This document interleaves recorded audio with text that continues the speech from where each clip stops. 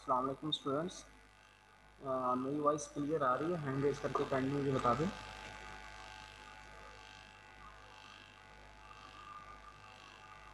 Ji, okay. Any question from yesterday lecture? जो हमने कल लेक्चर डिस्कस किया था उसके अंदर अगर कोई क्वेश्चन है तो हैंड रेज करें, नहीं तो हम आगे चलें। जी उसामा खान। सर मैंने आपसे ये पूछना था कि हमने कल एक एग्जांपल देखी थी कि जिसमें दो कैलकुलेटर थे 2000 रुपये के। जी सर आवाज आ रही है आपको? आ रही थी बेटा।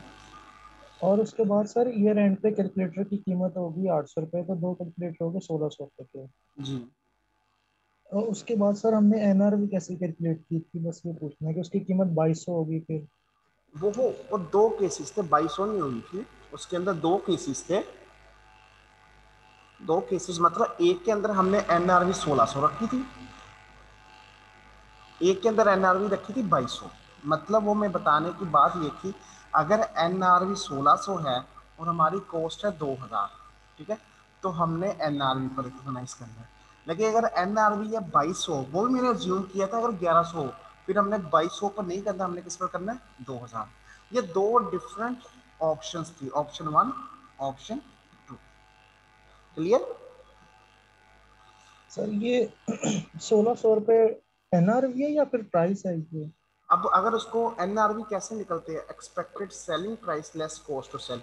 अगर कॉस्ट टू सेल जीरो है तो वही उसकी क्या बन जाएगी? एनआरवी। एनआरवी होगी। ठीक। ठीक है सर, थैंक यू। जी राना अजीम। अस्सलाम वालेकुम सर। वालेकुम अस्सलाम। जी बताओ। ये स्कोप स्कोप में सेकंड पॉइंट है फाइनेंशियल इंस्ट्रूमेंट। फाइनेंशियल इंस्ट्रूमेंट्स की सर ये फाइनेंशियल इंस्ट्रूमेंट बेटा आपके सिलेबस में नहीं है। जो ट्रेड रिसीवेबल्स होते हैं, कोई भी शेयर्स किसी कंपनी के अंदर, लिस्टेड कंपनी के अंदर हम इन्वेस्ट करते हैं, वो आज कॉन्ट्रेक्चुअल जो होते हैं वो हमारे फाइनेंशियल इंस्ट्रूमेंट होते हैं। इसको IFRS 7, IFRS 9 और IAS 32 डील करते हैं, जो आप FR2 के अंदर, ये फाइनल एडवांस अकाउंटिंग के अंदर C5 में पढ़ेंगे। इसको यार, मजीद। और एक और। जी जी, जी जी। पूछे पूछे। एक और क्वेश्चन एक जी और क्वेश्चन जी जी पूछिए। आपने कल दो दो मेथड बताए थे, एक फाइफो था, एक वेटेड एवरेज मेथड था। जी हम दोनों में से जो सा मर्जी मेथड यूज कर सकते हैं। बिल्कुल, लेकिन जो यूज़ किया फिर उस पर कंसिस्टेंट रहना।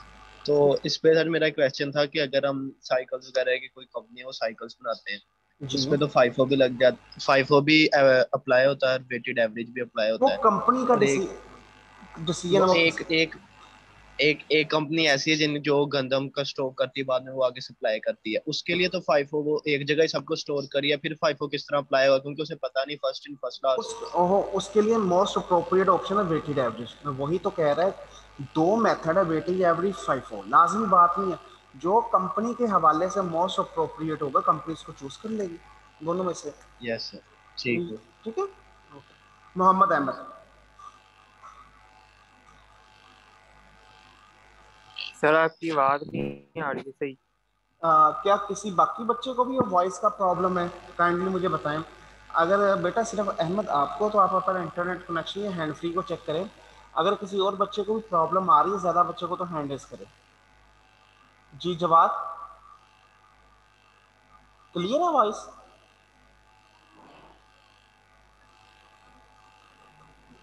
सर डिस्टॉर्शन आ रही है। डिस्टॉर्शन मतलब ब्रेक हो रही है? क्या हो रहा है वॉइस के अंदर? नहीं, कोई साउंड आ रहा है पीछे से कंटिन्यूस।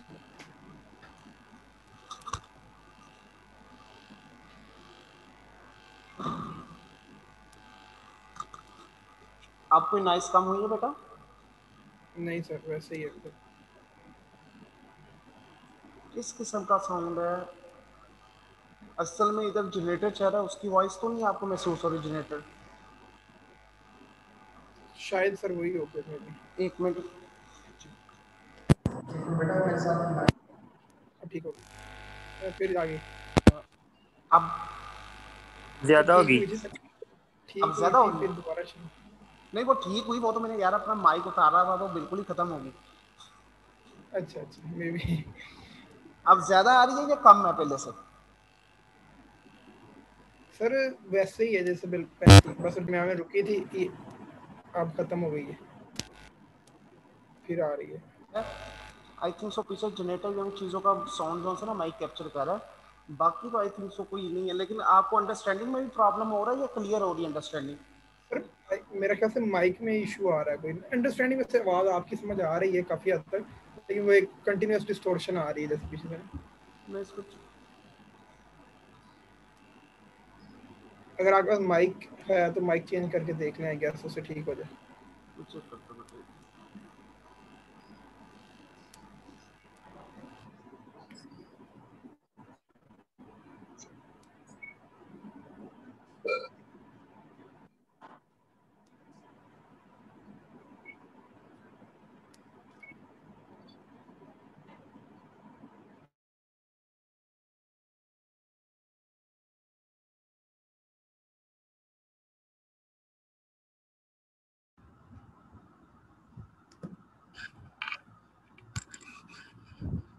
बेसिकली आवाज माइक की आ रही है।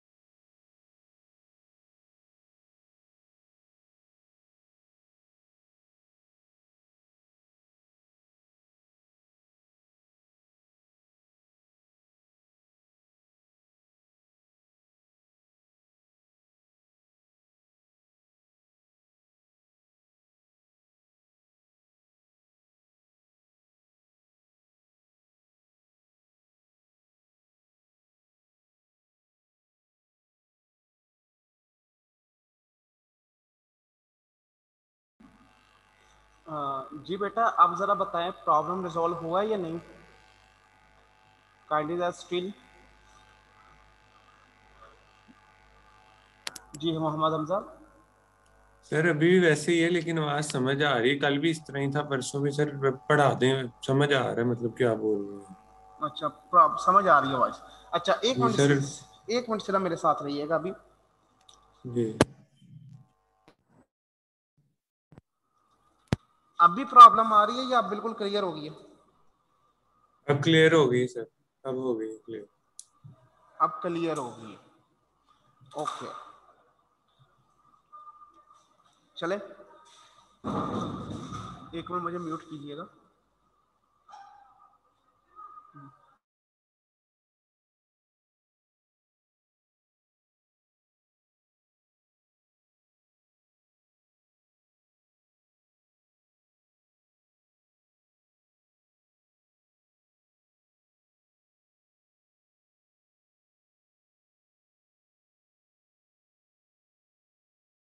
जी बेटा, उम्मीद है डिस्टॉर्शन क्लियर होगी सबके लिए। अब हम आगे चलते हैं बेटा, एक क्वेश्चन करते हैं एनआरवी के हवाले से। सेगा private manufacturing and sells 1300 cc motor cars to its customers for rupees 1.5 million per car. The stock was launched in the stock was included in the closing inventory as 31st December 2019 at a cost of rupees 1 million per car. जी बेटा अली हैदर, अभी कोई question है आपका?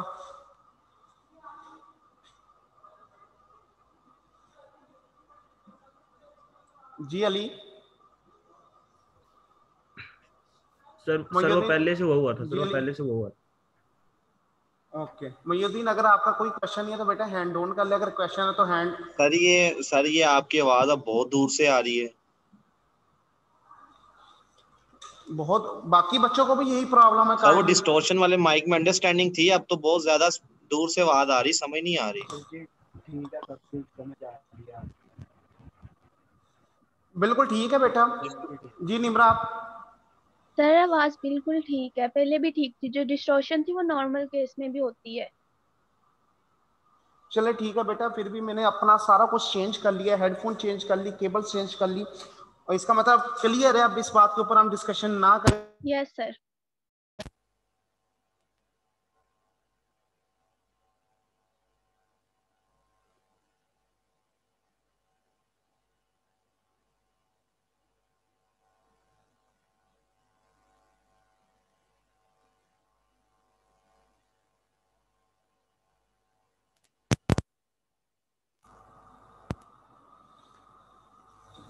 अब हम आगे चलते हैं बेटा,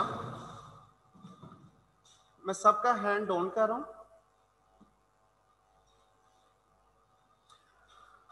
manufacture and sell 1300 cc motor car to customer for rupees 1.5 million पर का। ये उसकी sale price, that is sale price. The stock of the car was included in the closing inventory at 31st December 2019 at a cost of rupees 1 million per car.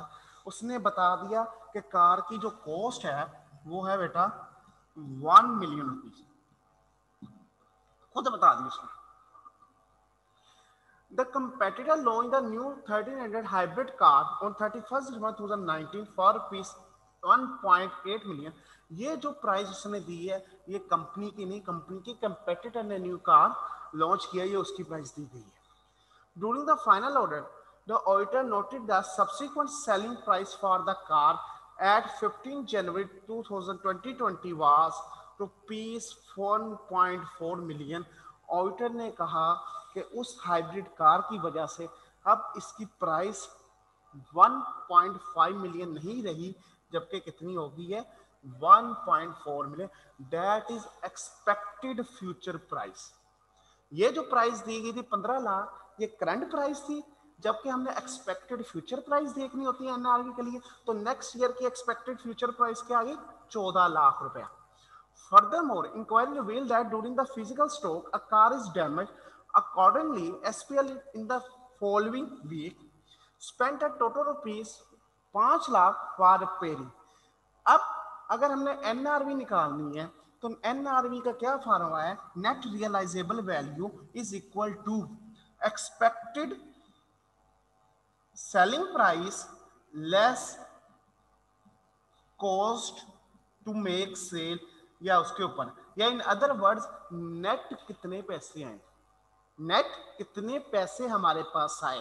अब ये जो car है ये future में बिकेगी 14 लाख रुपए की, और इसको कंप्लीट करने के लिए हमारा एक्सपेंस कितने का आया?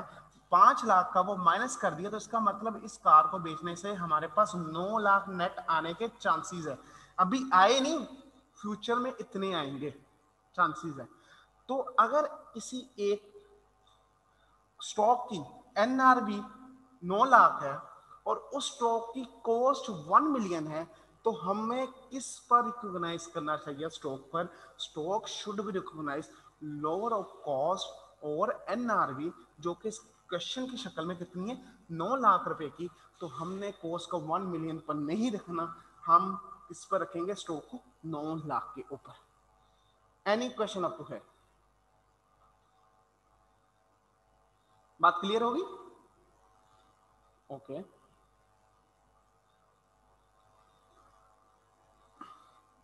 इसका मतलब क्या हुआ? जब हम इन्वेंट्री को, अपनी कॉस्ट को, अपनी बुक्स के अंदर जो इन्वेंट्री 1 मिलियन की थी उसको हम 9 लाख पर लिखेंगे, तो एक किस्म का जो NRV लॉस है, जो एक्सपेक्टेड लॉस है, वो कितना निकलेगा हमारा बेटा? 1 लाख रुपया। ये क्या है? NRV return down, NRV loss, जो कि क्लोजिंग स्टॉक की कॉस्ट और NRV के डिफरेंस है। अब पॉइंट टू कंसीडर, ये बहुत इंपॉर्टेंट पॉइंट है, very important things. Sale tax on purchase, sale tax on purchase, input tax is eventually recovered from the sale tax authority in the form of adjustment to the output tax. Therefore, it must not the part of the inventory cost. हमने कल पढ़ा था बेटा, जो recoverable या recoverable या refundable, number 2, number 3 या adjustable, जो रिफंडेबल, एडजस्टेबल या रिकवरेबल कोई टैक्सेस है तो वो टैक्सेस हमारी कॉस्ट में ऐड नहीं होगा। ये उसने उसकी एग्जांपल दी कि अगर सेल टैक्स कोई है और सेल टैक्स वो एडजस्टेबल है या रिफंडेबल है तो उसको कॉस्ट में ऐड नहीं करना। अगर नॉन रिफंडेबल हुआ, नॉन एडजस्टेबल हुआ, तो फिर वो कॉस्ट में ऐड होगा। First point. Second point, storage cost of raw material requiring further processing may be included in the cost of inventory. ये जो बात कर रहा है, स्टोरेज कॉस्ट में मैंने रॉ मटेरियल परचेज किया, रॉ मटेरियल परचेज करने के बाद मैं अपनी फैक्ट्री में लाया और फैक्ट्री में ला के उसको गोदाम में सेव कर लिया। कहते उस गोदाम का जो रेंट है वो उसकी परचेज प्राइस में इंक्लूड किया जा सकता है स्टोरेज कॉस्ट। इफ से मराद क्या? अगर आप फर्दर प्रोसेसिंग कर रहे हैं, अगर आप फर्दर प्रोसेसिंग कर रहे हैं, लेकिन अगर आप फर्दर प्रोसेसिंग नहीं कर रहे, आप सिर्फ रेडीमेड चीज़ ला रहे हैं, रेडीमेड चीज़ एज ए ट्रेडर वर्क कर रहे हो, फिर उसकी कॉस्ट एक्सपेंस होगी, उसकी कॉस्ट आपने रिकॉग्नाइज या रेवेन्यू कहते हैं इन्वेंट्री में ऐड नहीं करनी। लेकिन अगर आप मटेरियल, रॉ मटेरियल ला रहे हो, रॉ मटेरियल से फिनिश गुड बनानी है, तो उस रॉ मटेरियल की स्टोरेज कॉस्ट जो सी है इन्वेंट्री की कॉस्ट में ऐड करेंगे। Storage cost of raw material requiring further processing में भी included in the cost of inventory. However, storage cost of finished good is not included in the cost of inventory as does not contribute to bring the inventory to present location and condition. वही चीज अगर raw material है उसकी storage cost add करेंगे, लेकिन अगर finish good हमने purchase कर ली या फिनिश गुड बना के स्टोर की तो उसकी जो होगी आपकी स्टोरेज कॉस्ट वो उसकी कॉस्ट में ऐड नहीं होगी। जी अबू बकर। अस्सलाम वालेकुम। वालेकुम सलाम। जी बेटा। सर जैसे आपने कहा कि अगर हमारे पास रॉ मटेरियल आएगा तो उसकी कॉस्ट हम ऐड करेंगे। सर अगर किसी कंपनी का काम ही रॉ मटेरियल का है तो वो उसके लिए फिनिशिंग गुड होगी तो वो ऐड नहीं ना करेगी? नहीं, वो ऐड नहीं, जिसने प्रोसेसिंग करनी है, जिसने उसको फिनिश गुड में कन्वर्ट करना है, सिर्फ उसके लिए। बस ठीक, thank you sir. cost model should be used for inventory having similar nature and used to entity. Difference in geographical location is not sufficient to justify using a different cost model. मतलब आपने inventory को coast पर लेना, उसकी fair value पर नहीं लेना। आपने ये नहीं कहना इधर से चेयर्स खरीदी है, वही चेयर्स आपके पास इंडिया के अंदर भी पड़ी। आपको इंडिया में तो ये चेयर्स मिलती है 2 लाख रुपए की, हमारे इधर ये चेयर 1.5 लाख की, तो मैं इसको 2 लाख में रिकॉग्नाइज करेंगे। कहते नहीं, कोस्ट ही यूज करेंगे। Fixed production overheads should be allocated to item of inventory on the basis of normal production capacity. Fixed production overheads क्या होते हैं? हमने जो फैक्ट्री बनाई हुई है, जिस फैक्ट्री में प्रोडक्शन हो रहे हैं, उस फैक्ट्री का रेंट है। जिस फैक्ट्री में प्रोडक्शन, उस फैक्ट्री का रेंट जो से ओवरहेड्स है, वो प्रोडक्शन कम हो या ज़्यादा हो, उसके साथ उसके रेंट में फ़र्क नहीं पड़ेगा।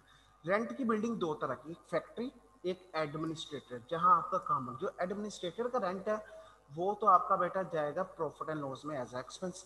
जो फैक्ट्री है, फैक्ट्री के जो रेंट होता है वो उसकी कॉस्ट ऑफ इन्वेंट्री का पार्ट बनती है।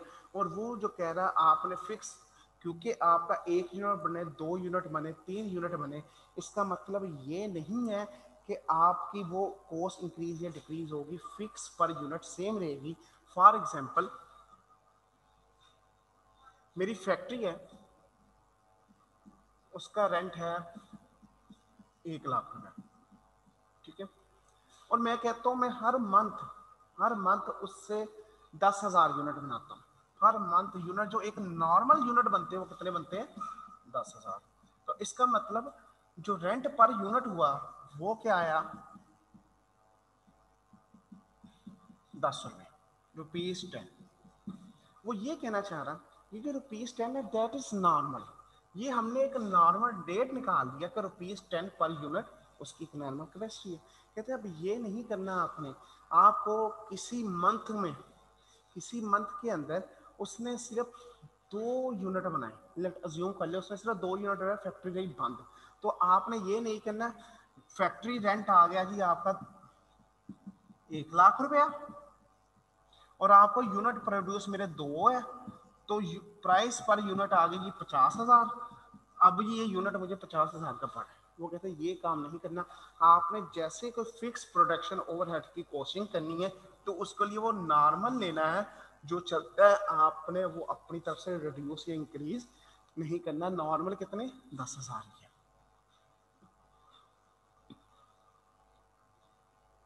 Material and other supplies held for use in the production of inventory are not written down below the cost if finished product in which they will be incorporated are expected to be sold at above cost. That is most important thing. Most important. वो क्या कहना चाह रहा है बेटा? वो कहना ये चाह रहा है, लेट मैं एज अ मैन्युफैक्चरर हूँ, मैन्युफैक्चरर सम्राट, मेरे पास रॉ मटेरियल भी होगा, नंबर 1। नंबर 2 मेरे पास वर्क इन प्रोग्रेस भी होगा क्योंकि मैन्युफैक्चरर है ना, रॉ से वर्क। और नंबर 3 मेरे पास फिनिश गुड भी होगा।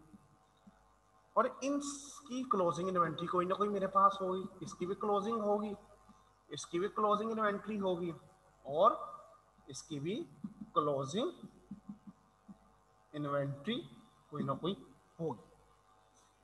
वो कहना क्या चाह रहा है? वो कहना चाह रहा है हमने जो क्लोजिंग इन्वेंट्री है वो हमेशा रिकॉग्नाइज करनी है लोअर ऑफ कॉस्ट या एनआरवी, ठीक है, इधर भी कॉस्ट या एनआरवी, और यहां भी आ जाएगा लोअर ऑफ कॉस्ट और एनआरवी। वेरी इंपॉर्टेंट, ये बड़ी अहम चीज है। वो कहता है अगर कोई आपके पास रॉ मटेरियल और वर्क इन प्रोग्रेस पड़ा है जिसके रेलेवेंट फिनिश गुड भी आपके पास अवेलेबल है, नॉर्मली हम क्या करते हैं, कॉस्ट निकालते हैं, एनआरवी लोअर पर ले लेते हैं। कहता है अब मैं क्वेश्चन में जूम करता हूँ, रॉ मटेरियल की मेरे पास कॉस्ट 100 है और एनआरवी 80 है। लेट वर्क इन प्रोग्रेस की कॉस्ट मेरे पास 150 है क्योंकि इस पर वर्क हुआ और एनआरवी 140 है। लेकिन जो फिनिश गुड है उसकी कॉस्ट मेरे पास है बेटा 250 रुपीज और उसकी एनआरवी जो बिके वो महंगा बिके, वो बिकता है लेट 350 का।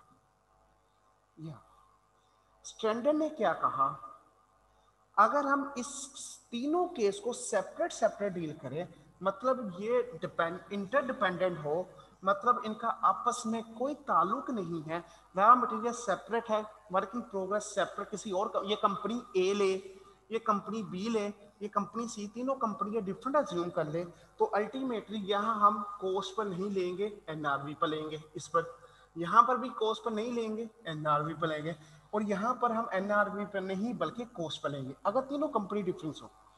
लेकिन अगर तीनों एक ही कंपनी के अंदर हो और ये सेम प्रोडक्ट की तीन कंडीशंस है, मतलब रॉ मटेरियल से ही वर्क इन प्रोग्रेस बनेगा और उसी वर्क इन प्रोग्रेस से फिनिश गुड बनेगा, तो उस सूरत में अगर आपका फिनिश गुड प्रोडक्ट जो फिनिश गुड है उसकी कॉस्ट एनआरवी से कम हो, तो आपको प्रीवियस भी लोअर ऑफ एनआरवी और कॉस्ट पर लेने की जरूरत नहीं है। ये सिर्फ एक्सेप्शन है। मतलब अगर इसी केस को दोबारा देखें, फिनिश गुड की कॉस्ट कम है, एनआरवी ज्यादा, मतलब इसको कॉस्ट पे लेना। इसका मतलब क्या हुआ, अगर फिनिश गुड की कॉस्ट कम है, एनआरवी ज्यादा, तो पिछले वाली बेशक एनआरवी कम है, हम 140 पर नहीं लेंगे, हम 150 पर लेंगे। इधर बेशक 80 है, 80 पर नहीं लेंगे, हम 100 पर लेंगे, क्योंकि फिनिश गुड की कॉस्ट एनआरवी से कम है और ये प्रोडक्ट सेम होना चाहिए, सिर्फ इसके ऊपर। अगर इंडिपेंडेंट है फिर लोअर पर ही लेना है, लेकिन अगर उसी प्रोडक्ट का रॉ मटेरियल, उसी प्रोडक्ट का वर्क इन प्रोग्रेस, उसी प्रोडक्ट का फिनिश गुड अवेलेबल है, तो फिर क्या करना है, हमने देखना क्या फिनिश गुड जोन सी है उसकी कॉस्ट एनआरवी से ज्यादा है या कम है। अगर तो उसकी कॉस्ट कम है, मतलब फिनिश गुड को लोअर ऑफ एनआरवी लिखने की जरूरत नहीं है, तो बेशक रॉ मटेरियल और वर्क इन प्रोग्रेस एनआरवी पर आना चाहिए, लेकिन हम उसको नहीं लिखेंगे क्योंकि फिनिश गुड नहीं। लेकिन अगर इसी केस में इधर एनआरवी 350 और इधर कॉस्ट होती लेट 400, मतलब अब फिनिश गुड को भी एनआर लोअर ऑफ एनआरवी लिखना है, तो बेटा अब इसके ऊपर भी लोअर ऑफ एनआरवी लेंगे, इसके ऊपर भी लोअर ऑफ एनआरवी लेंगे, और ये भी लोअर ऑफ एनआरवी लेके ही चलेंगे। ये सिर्फ एक्सेप्शन उस वक्त अवेलेबल है जब finish good lower of NRV पर ना आए, वो अपनी कॉस्ट पर आ रही हो, और raw material work in progress NRV पर आ रहा हो, तो हमें एनआरवी पर लेने की जरूरत नहीं है क्योंकि फिनिश गुड कॉस्ट पर आ रहा है। एनी क्वेश्चन अप है, ये वेरी इंपॉर्टेंट थिंग है। क्लियर, गुड होगा।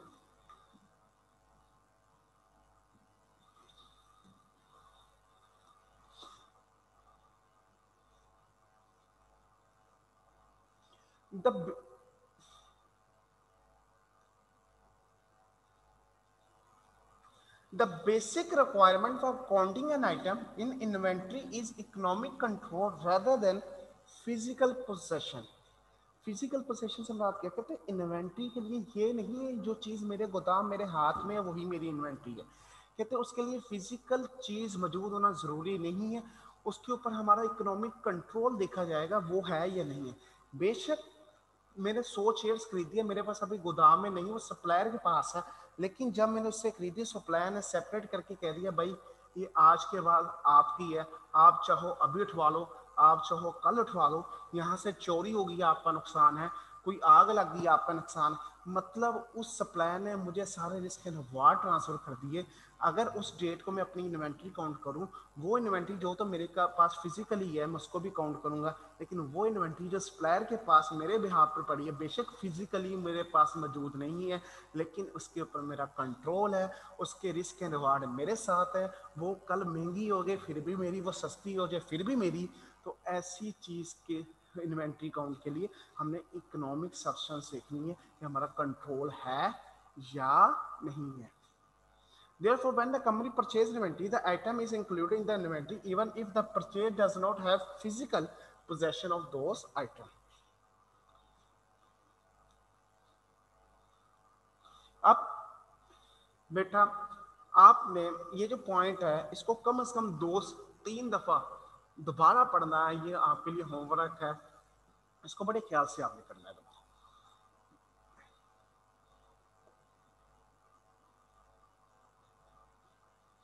अब एक छोटी सी एग्जांपल करते हैं जी मयूरुद्दीन। सर ये जो इसका पॉइंट 3 है कॉस्ट मॉडल वाला, सर ये दोबारा बता दें।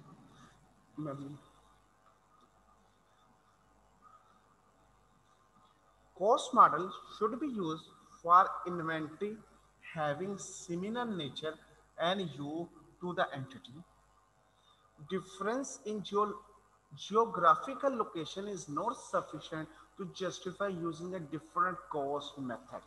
कहने का मतलब ये है, अगर मेरी कोई कंपनी है, कंपनी के पास कुछ प्रोडक्ट्स पड़ी हुई है, वो मेरी इधर जियोग्राफिकल लोकेशन पर फैसलाबाद में भी अवेलेबल है और उसी तरह की प्रोडक्ट मेरे पास कराची में अवेलेबल है, तो दोनों शहरों में दोनों अपने जो मेरी इन्वेंट्री उसको इन्वेंट्री को मैंने कोस्ट पर ही रिकॉग्नाइज करना है। अब ये नहीं कहना मैंने कि ये फैसलाबाद वाली इन्वेंट्री को कोस्ट पर ना करो, क्योंकि यहाँ जो नॉर्म्स है या यहाँ जो तरीका उसके मुताबिक और कोई मेथड यूज़ किया जाता है। आप इसकी फेयर वैल्यू ले लो और जो कराची वाली है उसको कोस्ट पर ले लो। आपने ये काम नहीं करना। कोई जस्टिफिकेशन जियोलॉजिकली जियोग्राफिकली जस्टिफिकेशन से मुराद क्या है, आपके एरिया के डिफरेंस से आपने अपने मेथड को चेंज नहीं करना, या उसकी जो इन्वेंट्री कॉस्टिंग करने लगे वहाँ फैक्ट्री का रेंट ऐड कर दिया, जो यहाँ करने लगे यहाँ फैक्ट्री का रेंट ऐड नहीं किया, अपने कॉस्ट मॉडल के पैटर्न को चेंज कर दिया, वो चीज नहीं करना। ठीक हो गया? ओके बेटा। Brad Shark and company import raw material for China worth ₹1 million, उसकी कॉस्ट आ गई, इंपोर्ट कॉस्ट आई है। They paid ₹80,000 as import duty and ₹20,000 as import taxes. The import taxes was subsequently refunded by the local government. इसका मतलब क्या हुआ, ये जो import taxes है क्योंकि ये रिफंडेबल है, ये कभी भी कोस्ट में ऐड नहीं होने, लेकिन ये जो import duty है इसके बारे में उसने कुछ नहीं बताया, तो इसका मतलब नॉर्मली import duty हमारी क्या होती है, नॉन रिफंडेबल होती है। तो क्या करेंगे हम, 1 मिलियन प्लस 80,000 ये हमारी कोस्ट में ऐड होगा। अब आगे देखते हैं। दे पेड, बेटा मैं क्वेश्चन लेता हूं, दे पेड ₹50,000 फॉर ट्रांसपोर्टेशन, ट्रांसपोर्टेशन के लिए उसने 50,000 पे किया। बेटा वॉइस इशू है कोई आ रहा जो हैंड रेज कर रहे हर बच्चा? अगर तो क्वेश्चन है, मुझे क्वेश्चन कंप्लीट करने दें, मैं आपको क्वेश्चंस ले लेता हूं।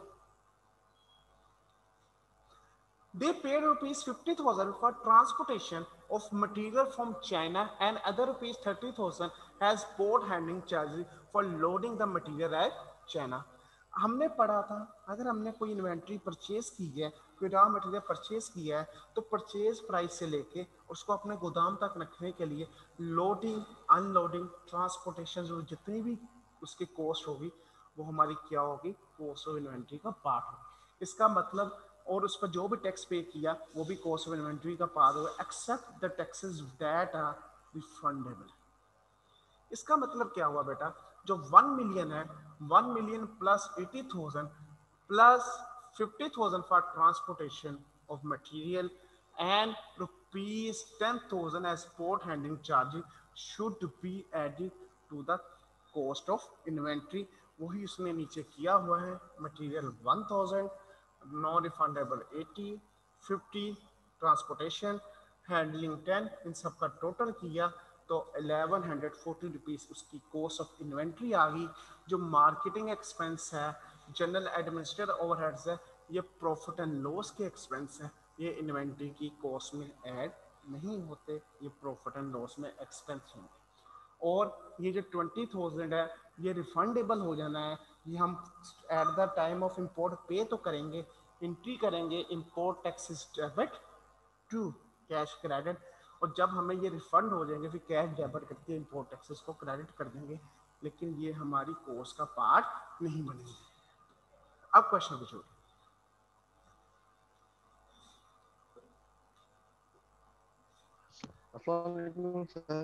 वालेकुम अस्सलाम जी बेटा। सर ये आपने 20,000 रिपोर्ट टैक्स सर आपने इसको क्यों नहीं इंक्लूड किया? अगर हमें प्रॉफिट या लॉस ना भी हो, ये रिफंड करनी है, ये रिफंडेबल है, रिफंड हमने पे किया हमें वापस आएंगे नहीं है।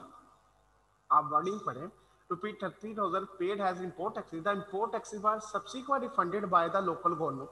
हमें वापस आ जाने, फिर क्यों ऐड करने? हमने पढ़ा नहीं था रिफंडेबल टैक्सेस हमारी कोर्स का पार्ट जी सर।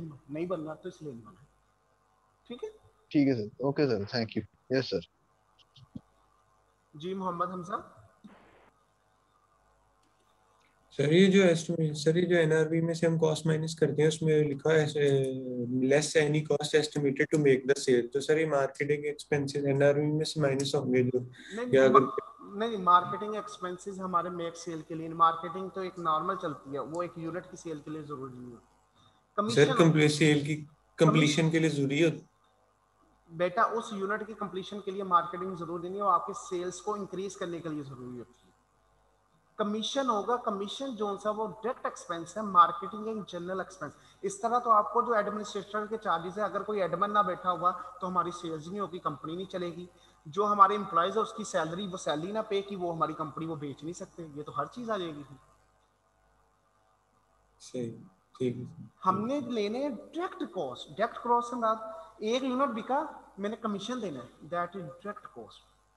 ठीक है, मार्केटिंग तो उस एक यूनिट या उन यूनिट्स के लिए, वो ओवरऑल कंपनी के लिए होती है। ठीक हो गया?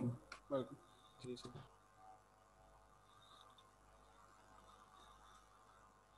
Explain the situations when the cost of inventory may not be recoverable. The cost of inventory may not be recoverable if those inventories are either damaged, मतलब अगर इन्वेंट्री खराब ही होगी तो उसके ऊपर जो हमारा खर्चा है अब वो सेल नहीं होगी, अल्टीमेटली वो सारे का सारा क्या हो गया हमारा, अब पहले कॉस्ट लिखा होगा लेकिन अब हम अपनी इन्वेंट्री से निकाल के उसको एक्सपेंस करेंगे। होली और पार्शली एब्सोल्यूट, अगर वो खराब होती है, बेकार होती है। The selling prices have decline, अगर प्राइसेस ही कम होगी। The estimated cost of completion और the estimated cost to be incurred to make sale have increase, ये एस्टिमेशंस है इसलिए इसको हमने नहीं। The practices of writing inventory down cost to net realizable value consistent with view that the asset should not be carried in excess of amount expected to be realized from the asset। वो कह रहे हैं जो हम inventory को lower of cost और NRV पे लेते हैं, उसके लेने का मेन मकसद ये है कि हमने अपना इन्वेंट्री, अपना एसेट उस वैल्यू तक सिर्फ मैक्सिमम लिख सकते हैं जिस वैल्यू तक हम उसको बेच के रियलाइज करवा सके, मतलब कैश रियलाइज करवा सके। Inventory are usually written down to net realizable value item by item। Very important thing, item by item का मतलब क्या है? अगर मेरा काम शेयर सेल करना है, साथ में रोस्टम भी सेल करता हूँ, तो रोस्टम की कॉस्ट और एनआरवी का कंपैरिजन सेपरेट करूंगा, शेयर की कॉस्ट और एनआरवी का सेपरेट करूंगा। मे बी रोस्टम मेरा एनआरवी पर हो, शेयर्स मेरी कॉस्ट पर हो, फिर इसको सम करके टोटल इन्वेंट्री निकाल सकता। ये वो आइटम बाय आइटम की बात करें। अब वेरी इंपॉर्टेंट थिंग हमने पढ़ा, कॉस्टिंग मेथड।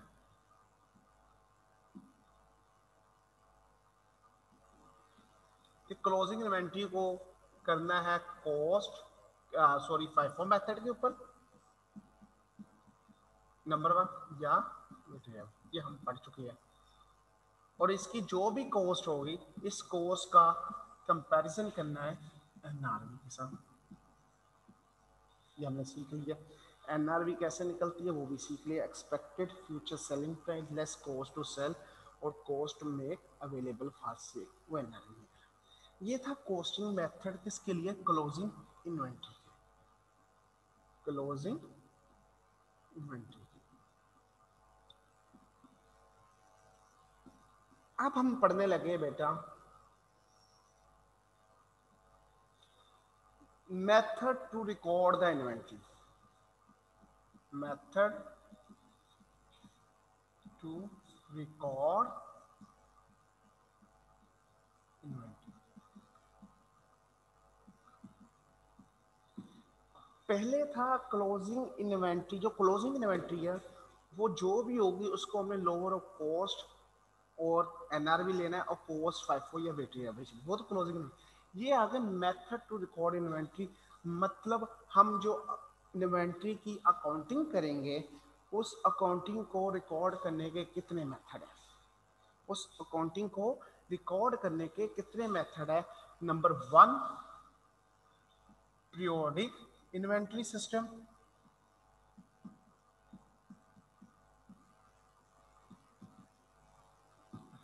और नंबर 2 परपेचुअल इन्वेंट्री सिस्टम। ये दो डिफरेंट मेथड है जिससे हम इन्वेंट्री रिकॉर्ड करेंगे। इसका मतलब क्या हुआ, हम पीरियोडिक इन्वेंट्री सिस्टम ले या परपेचुअल इन्वेंट्री सिस्टम ले, इन दोनों में से कोई भी सिस्टम होगा बेटा, जो हमने बेसिक रूल पढ़ लिया क्लोजिंग इन्वेंट्री का, वो दोनों में सेम है। बेसिक रूल से क्या मुराद क्या, परपेचुअल इन्वेंट्री सिस्टम में भी कॉस्ट को हम FIFO या वेटेज एवरेज से करेंगे कॉस्ट को, और उसको कंपैरिजन करेंगे एनआरवी के साथ। पीरियोडिक इन्वेंट्री सिस्टम में भी हम क्या करेंगे, कॉस्ट को FIFO या वेटेज एवरेज के साथ करेंगे, उसको कंपैरिजन करेंगे एनआरवी के साथ। मतलब इधर भी कॉस्ट और एनआरवी आएगा और नीचे भी कॉस्ट और एनआरवी। इसका मतलब क्या हुआ, ये कॉस्टिंग के साथ रिलेट नहीं करता पीरियोडिक इन्वेंट्री सिस्टम या परपेचुअल इन्वेंट्री, ये रिलेट करता है हमने इन्वेंट्री रिकॉर्ड कैसे करनी। इसकी मैं आपको एग्जांपल ये दूंगा, देखिए एक कंपनी है, लेट दो कंपनी करता है, एक कंपनी ए, एक कंपनी बी, सेपरेट कंपनी है। कंपनी ए क्या करती है, कंपनी ए ने जैसे परचेजेस की वो परचेजेस अकाउंट में डाल दी, फिर परचेजेस नंबर 1 परचेजेस, फिर नंबर 2 परचेजेस की, नंबर 3 परचेजेस की, और फिर जब सेल की तो उसकी एंट्री उसने कह दी cash to sale, cash to sale. मतलब उसने इन्वेंट्री की कॉस्टिंग नहीं की। इस तरह वो सारा साल करता रहा, और साल का जब एंड आया, अब उसने कॉस्ट ऑफ इन्वेंट्री निकालनी थी। उसने क्या किया, उसने ओपनिंग इन्वेंट्री ली, लेट ओपनिंग इन्वेंट्री, इसमें ऐड की परचेजेस और लेस कर दी क्लोजिंग इन्वेंट्री। इस क्लोजिंग इन्वेंट्री का उसने कैलकुलेट किया, इसकी कॉस्टिंग की, कॉस्ट मालूम की FIFO या वेटेज एवरेज से, और लोअर एनआरवी लेके इसकी कॉस्टिंग की, और ये हमारे पास कॉस्ट ऑफ सेल आ गया। एक कंपनी करती है ये तरीका, ये प्रोसेस। मतलब वो जितनी परचेज होती है वो परचेज को परचेज अकाउंट में डालती रहती है, सेल को सेल अकाउंट में डालती रहती है। जब at the end of period आता है, जब साल खत्म हो जाता है, तो क्या करती है, वो क्लोजिंग इन्वेंट्री को काउंट करती है, उसकी वैल्यू करती है FIFO या वेटेज एवरेज जो भी प्रोसीजर है, वो फिर उसको कंपैरिजन करके एनआरवी के साथ वो अपनी कॉस्ट ऑफ सेल्स निकाल देती है। इस मेथड का फायदा क्या है, उसको बार बार कॉस्ट ऑफ सेल्स निकालने की जरूरत नहीं, एक दफा ही साल में या एक पीरियड में। ये ईयरली भी हो सकता है, हाफ ईयर भी हो सकता है, मंथली भी हो सकता है, और सेमी एनुअली भी। इसका मतलब उसने सिर्फ एक दफा वो फिजिकल इन्वेंट्री काउंट करनी है, उसकी वैल्यूएशन करनी है, तो क्या होगा, उसके बाद कॉस्ट ऑफ सेल्स आएगी, उसको बार बार कॉस्ट ऑफ सेल्स की वर्किंग करने की जरूरत नहीं है। ये इसका फायदा है। इसका नुकसान क्या है, जब हमें,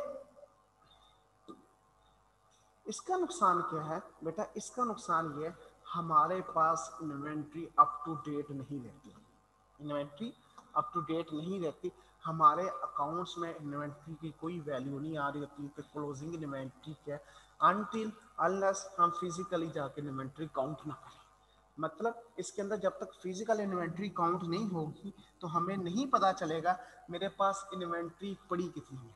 उसकी रीज़न क्योंकि मैं परचेजेस को परचेजेस में डाली जा रहा हूँ, सेल्स को सेल्स में डाली जा रहा हूँ। मैंने कॉस्ट ऑफ सेल्स जब निकाली नहीं तो मैं क्लोजिंग इन्वेंट्री वहाँ से कैलकुलेट ही नहीं कर सकता। इसमें मुझे तब भी इन्वेंट्री पता चलेगी जब मैं फिजिकली जाके काउंट करूँगा, देखूंगा, फिर मुझे पता चलेगा अच्छा इतनी फिजिकल इन्वेंट्री पड़ी है। लेकिन इसका फायदा क्या है, हमें बार बार कॉस्ट ऑफ सेल्स की नहीं करनी पड़ती। अब एक और कंपनी है, इसको कहते हैं कंपनी बी। उसका इन्वेंट्री सिस्टम क्या था, उसने इन्वेंट्री का बनाया एक अकाउंट, लेट उसने बनाया इन्वेंट्री का अकाउंट, उसी इन्वेंट्री के अकाउंट में उसने डाले ओपनिंग, ठीक है। जो उसने परचेजेस की वो परचेजेस का उसने अकाउंट नहीं बनाया, पिछले सिस्टम में क्या था, परचेजेस का अकाउंट, हर परचेजेस उसमें, उसने कहा जितनी भी परचेजेस है वो भी मैं इसी इन्वेंट्री का अकाउंट में रख, उसने इसी अकाउंट के अंदर डाली परचेजेस, मतलब सेपरेट अकाउंट नहीं बना, इन्वेंट्री के अंदर ही परचेजेस। जैसे ही उसकी इन्वेंट्री को सेल आउट हुई, उसने क्या किया, sales credit, cash to sale or receivable to sale, ये वो एंट्री है जो हम उधर भी करेंगे इधर भी करेंगे। मतलब उसने भी कैश टू सेल किया, हमने भी कैश टू सेल, साथ ही उसने इधर एक एडिशनल काम किया, उसने कहा जो इन्वेंट्री मेरी बिक गई मैं उसको इन्वेंट्री अकाउंट से निकाल दूं। मतलब उसने साथ ही कहा या एंट्री पास की, कॉस्ट ऑफ सेल्स डेबिट खुद टू इन्वेंट्री क्रेडिट, मतलब जितने की इन्वेंट्री बिक गई उसने उतना हिस्सा निकाला, वो कॉस्ट ऑफ सेल्स में ले गया खुद ब खुद, और एक इधर कॉस्ट ऑफ सेल्स का ये लेट अकाउंट में, उसने इन्वेंट्री की वैल्यू यहाँ से कॉस्ट ऑफ सेल्स ये क्रेडिट किया और कॉस्ट ऑफ सेल्स में डेबिट कर दिया। लेट इधर अज्यूम करें, इधर मैं थोड़ी सी अमाउंट भी लिख देता हूँ, 10, 100, उसने एक यूनिट बेचा जिसकी कॉस्ट थी 5 रुपए, वो बिका 10 रुपए में था या 8 रुपए का था, उसको हमने सेल प्राइस नहीं देखनी वो कितने का बिका, उसकी कॉस्ट क्या है उसकी ये एंट्री करनी है, सेल प्राइस सिर्फ कैश टू सेल के लिए लगेगी और 5 से इसको डेबिट कर दी। अब इस सिस्टम से क्या हुआ, डायरेक्टर ने कहा मुझे बताओ क्लोजिंग इन्वेंट्री कितनी है, क्योंकि इसने कॉस्ट ऑफ सेल्स को 7 है, उसमें 7 110, सर इस वक्त 105 पड़ी है। डायरेक्टर ने बड़ा खुश हुआ, बड़ी बात है, इसने फौरन क्लोजिंग इन्वेंट्री बता दी, कॉस्ट ऑफ सेल्स बता दी। अब इस सिस्टम का क्या फायदा हुआ, इस कंपनी को ये फायदा हुआ, ये कंपनी जब देखे, जब चाहे उसने देखनी है मेरी क्लोजिंग इन्वेंट्री किधर है, वो इन्वेंट्री अकाउंट को बैलेंस करेगा, उसको फौरन क्लोजिंग इन्वेंट्री की वैल्यू मिलेगी, वो इन्वेंट्री अकाउंट को बैलेंस करेगा, फौरन क्लोजिंग इन्वेंट्री की वैल्यू मिल जाएगी, क्योंकि उसको पता वहाँ कॉस्ट ऑफ सेल्स को वो ट्रांसफर कर चुका है और यहाँ रिमेनिंग अमाउंट क्लोजिंग इन्वेंट्री। लेकिन इसका नुकसान क्या है, हर सेल के साथ उसको कॉस्ट ऑफ सेल्स की एंट्री, जैसे सेल करेगा वैसे ही कॉस्ट ऑफ सेल्स की एंट्री, जैसे सेल करेगा वैसे ही कॉस्ट ऑफ सेल्स की एंट्री, जैसे ही सेल करेगा वैसे ही कॉस्ट ऑफ सेल्स की एंट्री। तो इस मेथड, ये है दो इन्वेंट्री अप्रोचेस, इन्वेंट्री को रिकॉर्ड करने के मेथड, या कंपनी या ये मेथड अप्लाई करेगी या ये मेथड, इन मेथड्स के नाम, इसको हम कहते हैं पीरियोडिक इन्वेंट्री सिस्टम। पीरियोडिक से हमारा पीरियड वाइज, पीरियड वाइज एक स्पेसिफिक पीरियड के बाद, एक स्पेसिफिक पीरियड के बाद हम क्लोजिंग इन्वेंट्री काउंट करके लिखते हैं, वो cost of sales balancing figure निकलती है। और इस इन्वेंट्री को कहते हैं परपेचुअल इन्वेंट्री सिस्टम। ये क्या सिस्टम है, इसमें जैसे ही सेल हुई हमने वैसे ही कॉस्ट ऑफ सेल्स ट्रांसफर कर दी है, और इस सिस्टम से बैलेंसिंग फिगर निकलती है क्लोजिंग इन्वेंट्री। यहां से बैलेंसिंग फिगर निकलती है हमारी क्लोजिंग इन्वेंट्री, वेरी इंपॉर्टेंट। और हम जो खुद एंट्री करते हैं, एंट्री हम करते हैं हमेशा यहाँ पर कॉस्ट ऑफ सेल्स की, मतलब हम कॉस्ट ऑफ सेल्स की खुद एंट्री करते हैं। और इसी के बरक्स पीरियोडिक में क्या होता है, बैलेंसिंग फिगर निकलती है कॉस्ट ऑफ सेल्स, मतलब opening plus purchases less closing किया तो जो बैलेंसिंग फिगर बच गई वो क्या, कॉस्ट ऑफ सेल्स। और इसमें एंट्री जो हम करते हैं, हम एंट्री करते हैं क्लोजिंग इन्वेंट्री।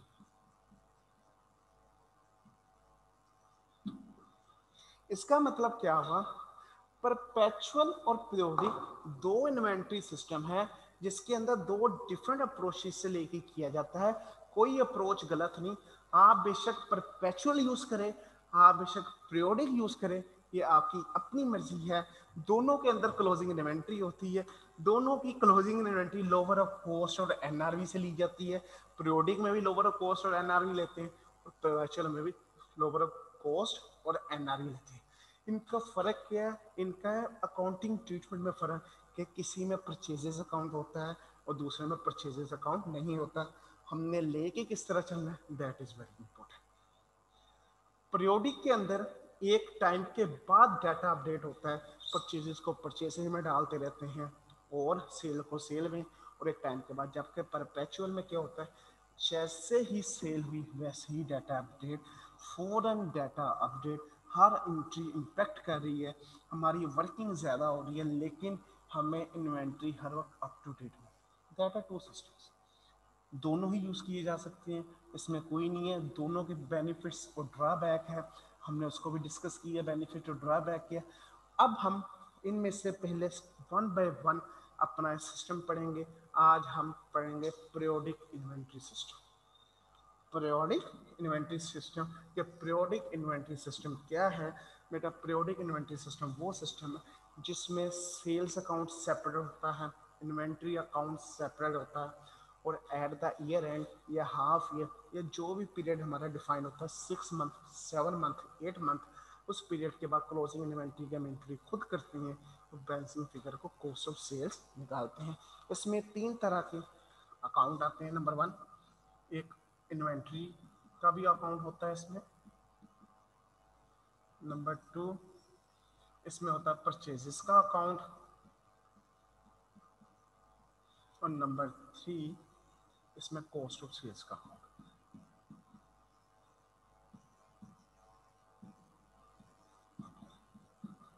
जी इब्राहिम।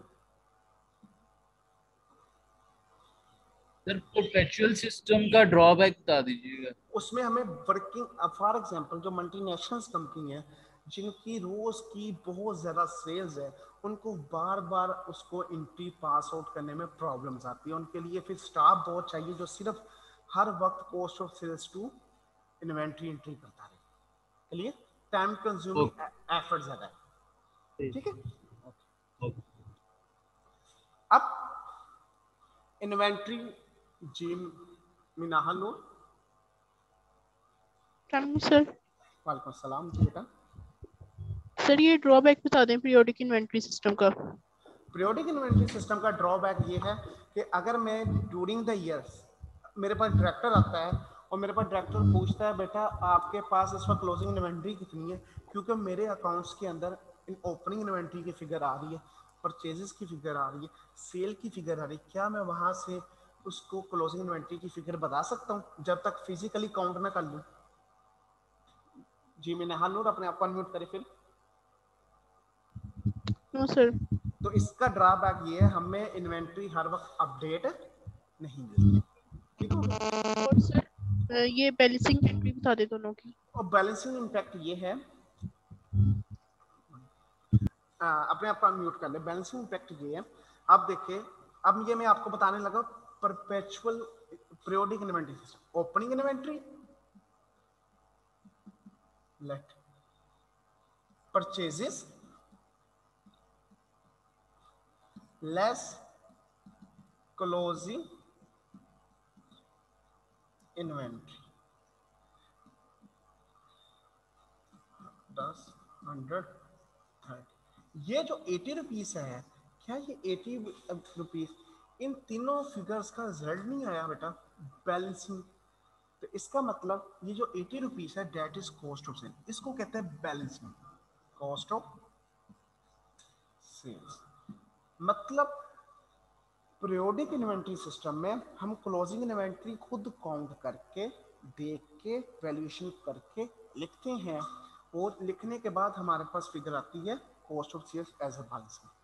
और जब परपेचुअल इन्वेंट्री सिस्टम करेंगे, परपेचुअल इन्वेंट्री सिस्टम में कॉस्ट ऑफ सेल्स हम खुद देते हैं, कॉस्ट ऑफ सेल्स हम खुद लिखते हैं, तो वहां पर ओपनिंग इन्वेंट्री भी होती है, परचेजेस भी होती है, फिर हम लेस करते हैं कॉस्ट ऑफ सेल्स, लेस करते हैं कॉस्ट ऑफ सेल, फिर एंड पर हमारे पास जो बैलेंसिंग फिगर बचती है वहां बचती है इन्वेंट्री। ये दोनों में फर्क है, बाकी आगे मजीद डिटेल में हम जब क्वेश्चंस करेंगे लेके चलेंगे हो जाएंगे। ठीक है।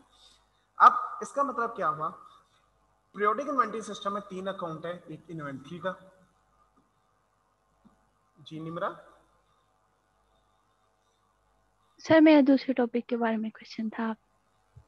कौन सर सा? जो पीछे करवाया आपने, जो आपने पीछे करवाया वहाँ पे आपने रिफंडेबल टैक्सेस का है और एक और non refundable yes taxes. Sir. Yes sir. जो रिफंडेबल टैक्सेस है वो हमारी कोर्स का पार्ट नहीं बनी। जो नॉन रिफंडेबल टैक्सेस है या नॉन एडजस्टेबल, जिसकी कहीं पर कोई एडजस्टमेंट नहीं मिल रही, जिसका कोई रिफंड नहीं आना, उसका हमारा कोर्स ऑफ इन्वेंट्री का पार्ट बनना है। ठीक है सर डिफरेंस बता दे, वैसे पता लग कि कौन से रिफंडेबल होते हैं कौन से नहीं। Sale tax normally refundable non refundable दोनों होते हैं sir on the basis, on the basis अगर आप मैन्युफैक्चरर हो, ठीक है। ये असल में वो बातें जो हमने टैक्स में जाकर सीखनी है, इसलिए यहाँ उसने एग्जांपल नहीं देनी, आपको बताएगा रिफंडेबल ना।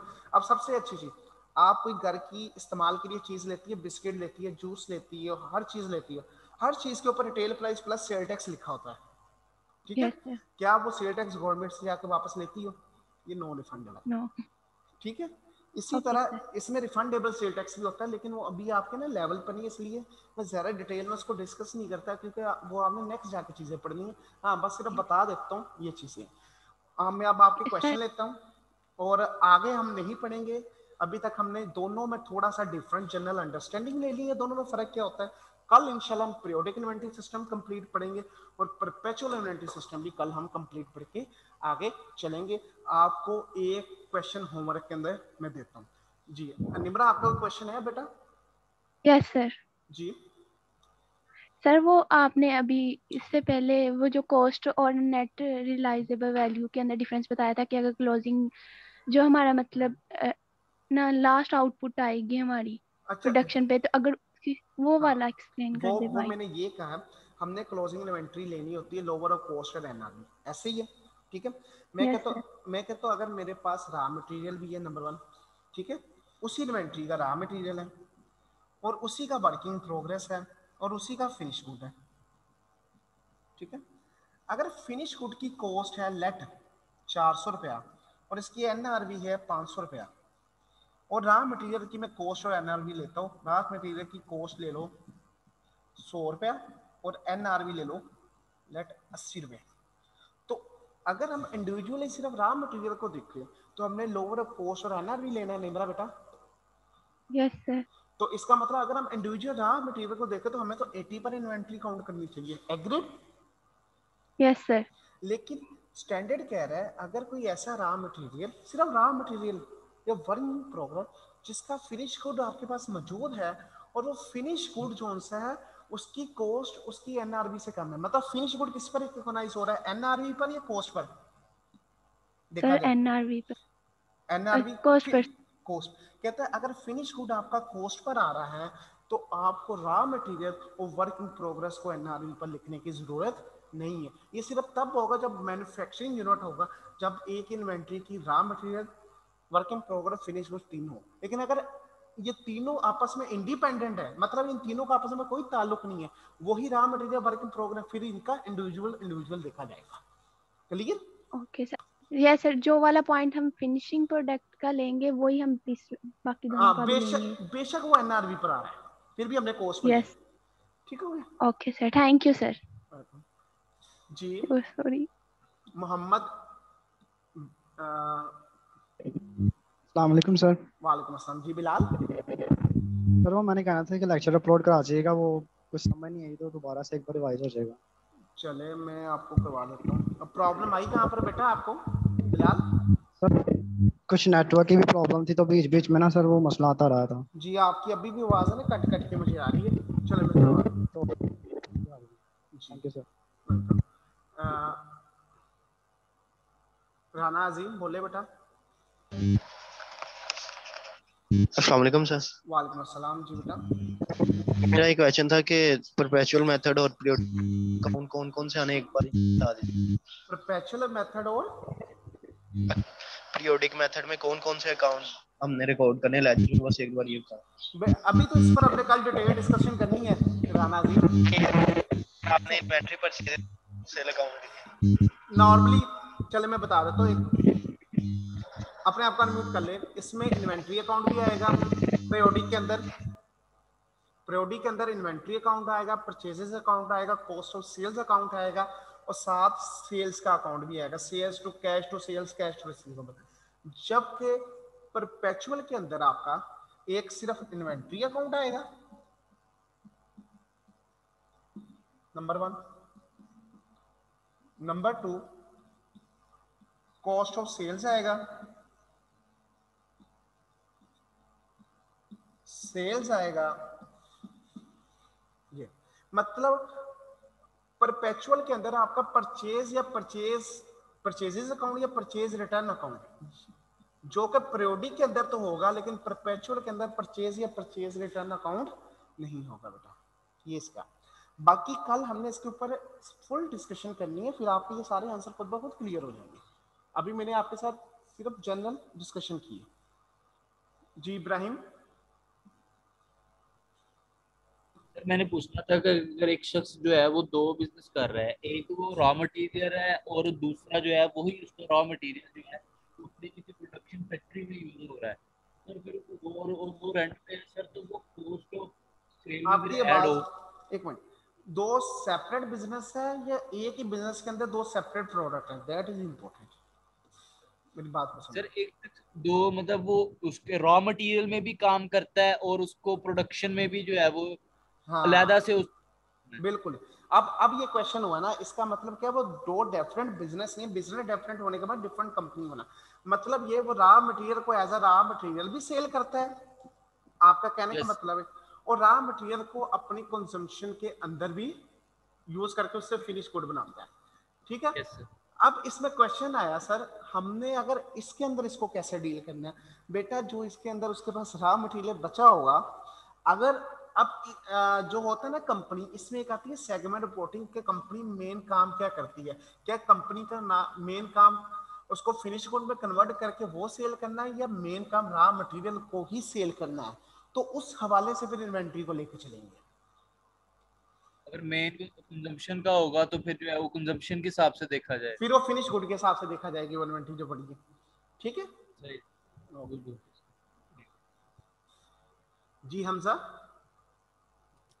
सर ये पीरियोडिक इन्वेंटरी में परचेजेस और कॉस्ट ऑफ सेल दोनों का काउंट आएगा? पीरियोडिक जी कॉस्ट ऑफ सेल्स का भी बनेगा और आपका वो भी बनेगा परचेजेस पे। असल में कॉस्ट ऑफ सेल्स, सर मैं कॉस्ट ऑफ सेल्स जो आप इधर कह रहे हो ना, मैं आपको बताऊंगा ये कैसे है होगा, ये बैलेंसिंग फिगर ही कॉस्ट ऑफ सेल्स कैसे निकलेगी ये भी मैं आपको बता दूंगा। सर तो ये इन दोनों का बैलेंस परचेज और कॉस्ट ऑफ सेल हम इनको माइनस करेंगे तो क्लोजिंग नहीं आ जाएगा। मैं बेटा मुझे ना आवाज में पता नहीं क्यों प्रॉब्लम, मैं सिर्फ ये सर मैं कह मेरी बात सुने, अभी मैंने दोनों मेथड बता दिए आपको, अभी कल मुझे डिस्कशन तो करने दो, मैं आपको डिटेल, अभी मैं सिर्फ एक चीज लिख रहा हूं आपको, इसमें ये चीजें बनेंगी जस्ट, ठीक है। इसमें ये यहाँ पर जो मैंने कॉस्ट, यहाँ पर जो मैंने कॉस्ट ऑफ सेल्स लिखी है ना अकाउंट, बेटा ये रिजल्टेंट अकाउंट बनेगा।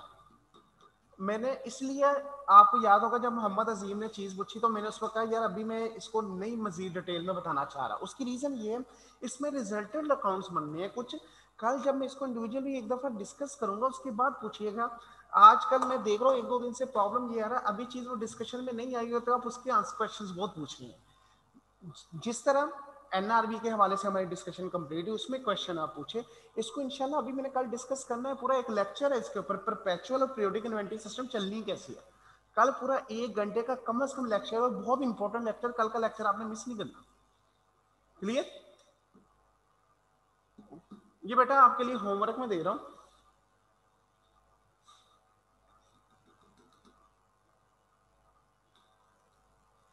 ये अदर इश्यूज के अंदर इलस्ट्रेशन 11 है, ये आपके लिए बेटा होमवर्क है, इलस्ट्रेशन 11।